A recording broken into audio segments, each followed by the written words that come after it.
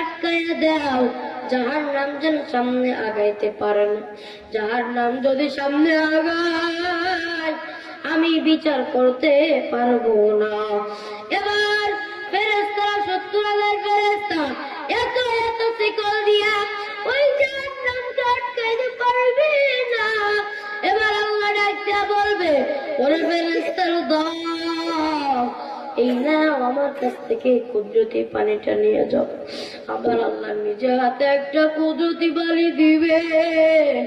পানিটা যখন জাহান্নামের গায়ে ছিটে দিবে, জাহান্নাম সাথে সাথে শান্ত হয়ে যাবে।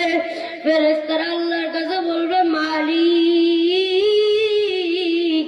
আপনি আমাদের কাছে বলেন। এত এত এত ফেরেশতা মিলে জাহান্নামকে আটকাইতে পারলাম না। ও আসমানের মালিক, এটা কিসের পানি? এটা কি জমজম কূপের পানি? এটা কি হাউজে কাউসারের পানি? এটা কি আবে গায়াতের পানি? নাকি এটা দুনিয়ার কোন বৃষ্টির পানি? নাকি দুনিয়ার কোন মহাসাগরের পানি? আমার আল্লাহ ডাক দিয়া কইরে, ফেরেশতারা এটা জমজম কূপের পানি না, এটা হাউজে কাউসারের পানিও না, এটা আবে গায়াতের পানি না। এটা হলো দুনিয়াতে আমার যেই বান্দারা চোখের পানি ছাড়িয়া কাঁদছে, ওই জাহান্নামের বইতে যারা কাঁদছে, আমি আল্লাহর বইতে যারা চোখের পানি বের করছে, আমি আল্লাহ তাদের চোখের পানিগুলো জমায়ে রাখছি। এই চোখের পানি দ্বারা আমি আল্লাহ কত আযাব মাফ করি, ফেরেশতারা দেখতে থাকে। ওই মালিক কত দয়ার, আজকে মালিকের সাথে নাফরমানি করি, আমার আপনার মালিক যদি রাগান্বিত হয়ে যায় এই জমিনটাকে উল্টে দিতে পারে। এই জন্য আমার আল্লাহ ডাক দিয়া কয়, সময় থাকতে ইবাদত করিয়া নেও।